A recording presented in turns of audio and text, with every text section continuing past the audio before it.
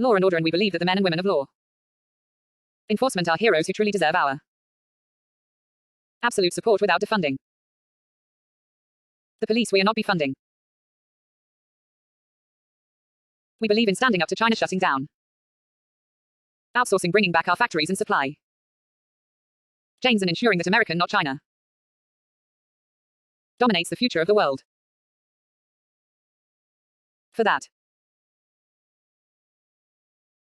And by the way, we took in hundreds of billions of dollars from China. During my administration, hundreds of they never gave us to answer. It was a one-way street. We took in hundreds of billions, and during negotiations it was a look. The one thing we don't want more of these tariffs. Use tariffs, those tariffs. We took in so much money, and what happened is they became competitive, so what happened with people? They wouldn't go to China. They build a lot of it back in our country. They would make it here instead, and in addition to that, we would take it in billions and billions and billions of dollars from China. But in all fairness to China, they were made a trade deal with them. This was prior to COVID. Once COVID happened, I no longer cares so much about a trade deal, because what happened with that was just disgraceful. But that's one of the things. That's one of the reasons that right now our farmers are doing so good. I used to sell Don't Look Look Go and get a lot of wheat, get a lot of different things. All of the things we just talked about. You better go out and do it, because this country is not be treated fairly by you. For many, many years. Many, many years we used to lose $504 billion trade deficit with China. 500 for not million, $504 million. A lot. Right, you know that through the World Health Organization. Now take 504 million, make it $504 billion we had deficit with China. It was absolutely insane that this could keep going. It's amazing that you still have a country left. The people that did this to our country, they should be ashamed of themselves. They should be ashamed. Companies that leave America to create jobs in China and other countries that have ripped us software years should not be rewarded. They should be carved, fined, and punished. They should not be rewarded.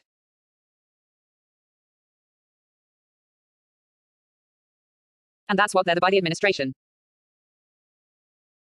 That's what the Biden administration is doing, but of course, as you know, they have a very close personal relationship with China.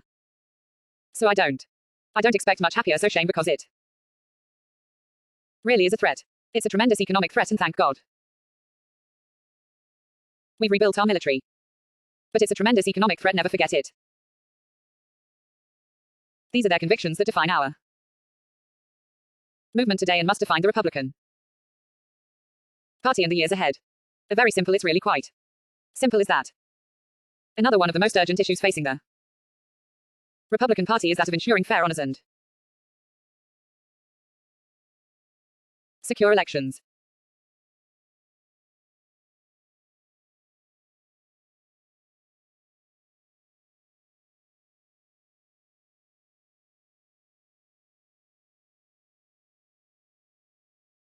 Such a disgrace, such a described.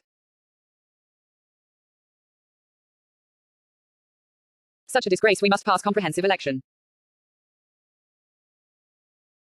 Yes, and we must do it. Now, the Democrats use the Jana virus as an excuse to change all of the election rules without the approval of their state legislatures, making it therefore illegal and add a massive impact on the election. Again, you have to go to the legislatures to get these approvals. This alone would have easily changed the outcome of the election at levels that you wouldn't have even believed, even with COVID, even with all of the things. The numbers are staggering. We can never let this or other abusers of the 2020 election be repeated or happened again. Can never let that happen again. You see what's going on.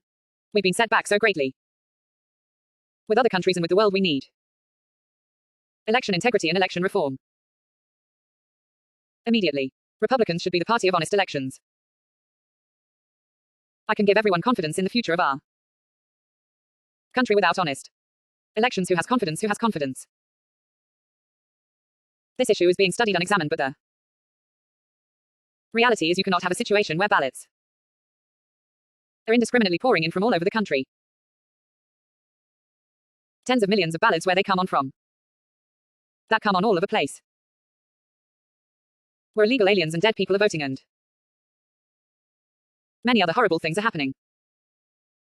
There are too voluminous to even mention but people now. I mean, it's being studied and the level of dishonesty is not to be believed. We have a very sick and corrupt electoral process. That must be fixed immediately. This election was rigged in the Supreme Court and other cards didn't want to do anything about it.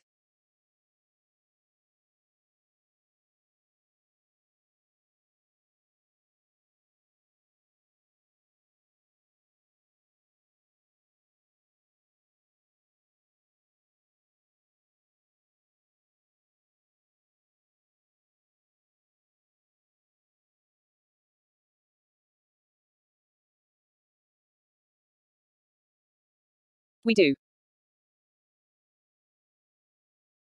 If you just take that one element where they didn't go through legislatures, it's illegal, you can't do it. It's in the Constitution. They didn't have the courage to Supreme Court. They didn't have the courage to act, but his dad used process a lack of standing.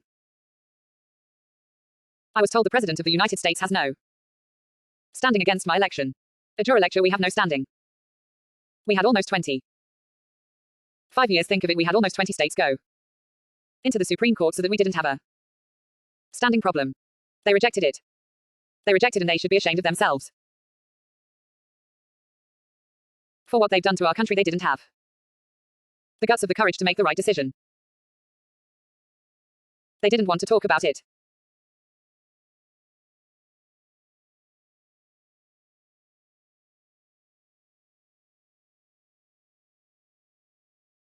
Yeah, the case led by the great state of Texas.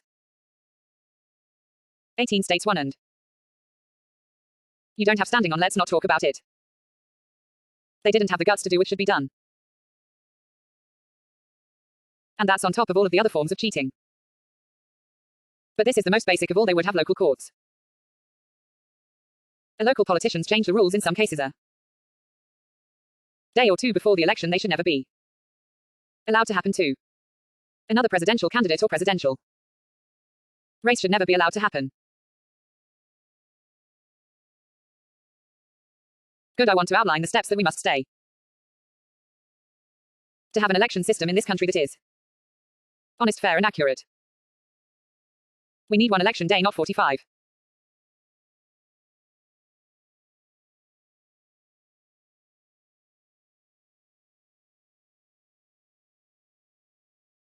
One day. Like it's been.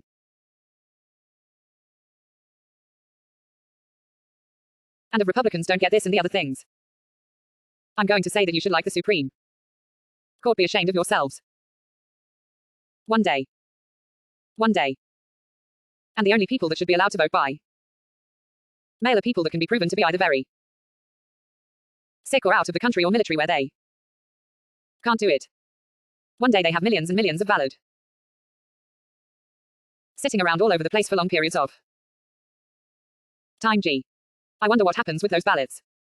I wonder what happens. It's common sense. It's a disgrace. It's an absolute disgrace. There should be a legitimate reason for someone to vote. Absentee has to have a reason. We should eliminate the insanity of mass and very corrupt mail-in voting. We must have voter ID. Hotter eye.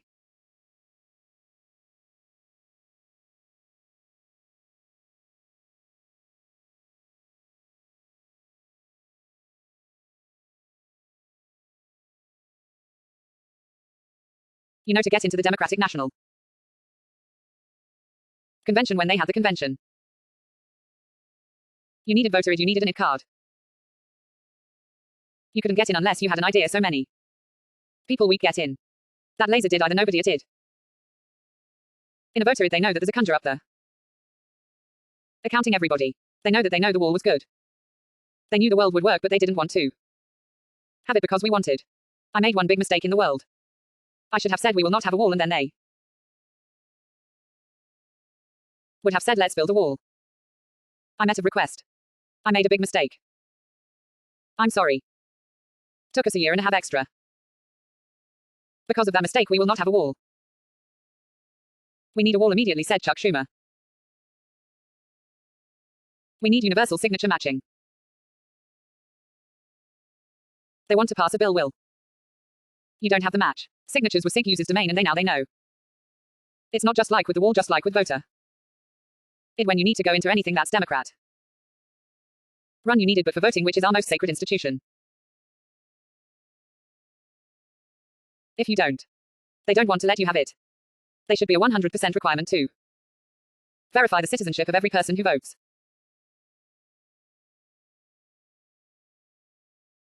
There must be a chain of custody protections for every ballot. Everybody.